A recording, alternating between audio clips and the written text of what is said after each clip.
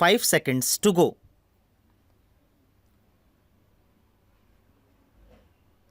Madam Deputy Chairman, I rise to support the bill which has been moved by the Honorable Minister of State in the Ministry of Home Affairs.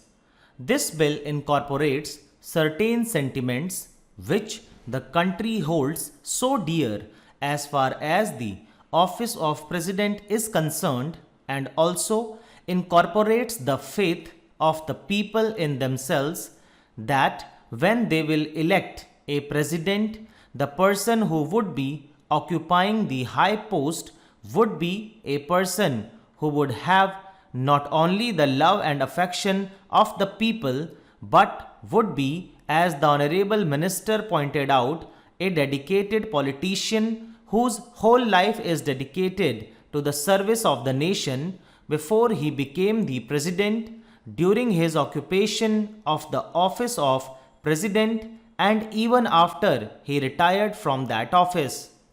It is this confidence of the people in themselves and the high love and affection which they hold for this office which have resulted in this particular bill being considered by the House at the present moment.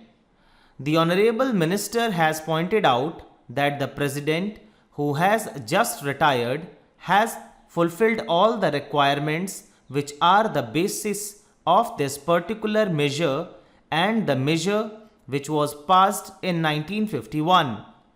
I wish that he had mentioned the last Governor General also, to whom both the measures apply.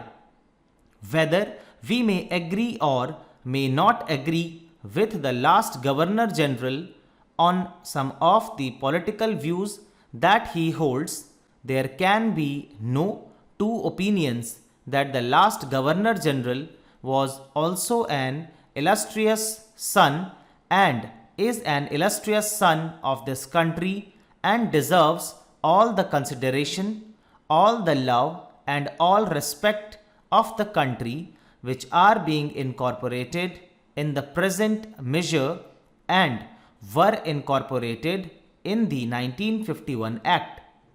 While therefore fully supporting the measure which is now before the House, I would like certain clarifications regarding the rules that are going to be made for giving effect to the provisions which have been incorporated in the present bill. In the statement of objects and reasons, we are told that a person holding the high office of president has, even after retirement, many public calls on him, and it is therefore considered desirable to provide him with secretarial staff. It is further stated that the bill provides for a staff which may be engaged for the president. Staff might be appointed for him and office space might be provided for him. It is because of this that certain misgivings have arisen in the minds of some of the members, and they want it to be made perfectly clear that the staff will be appointed not only for the ex-president but will be appointed by the ex-president, and it will be his wishes and his desires that will be taken into account when a particular person is being appointed.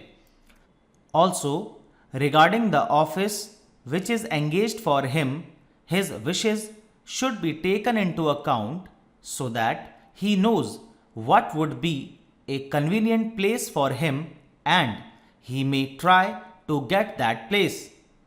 Another reason for insisting on what I consider to be an important detail is that if the government appoints the staff for the ex-president, then automatically they become government servants because they have been appointed by the government.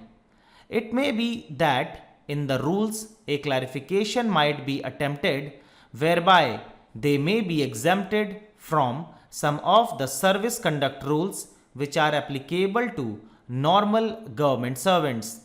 But even there, it will be much better that this should not be left in any doubt, and that these persons that are appointed to assist the ex-president in his secretarial task are appointed by the ex-president himself. They would be the staff of the ex-president and would not be appointed by the government for the ex-president and would not be government servants. This point ought to be made quite clear so that the ex-president has got all the right of determining the service conditions of the people appointed by him, of course subject to the overall limit which has been provided and to my mind rightly provided in the bill.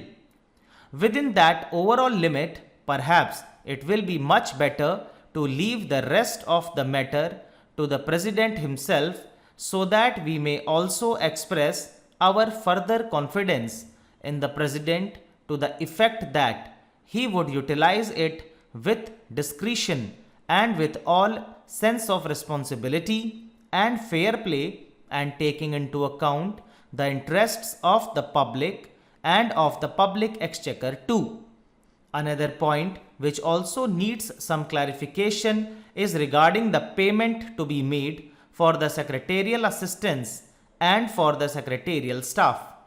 Normally, government rules require that whenever any such demand is made on the public exchequer or on the consolidated fund of India, a certain formality has to be gone through, and that formality of accounting has to be in a prescribed form.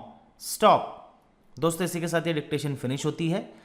Dictation काफ़ी easy है और मुझे उम्मीद है आप लोगों ने इसे अच्छे से लिखा होगा. कंटिन्यू प्रैक्टिस आप करते रहिए.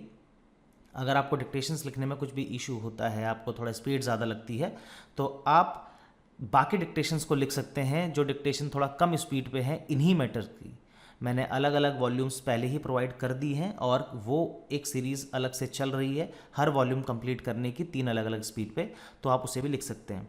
कमेंट सेक्शन में ज़रूर बताइएगा आपकी मिस्टेक्स कितनी आई इस मैटर में. आपसे मुलाकात करता हूँ अगली क्लास में अगली ट्रांसक्रिप्शन के साथ. तब तक के लिए बाय बाय, टेक केयर.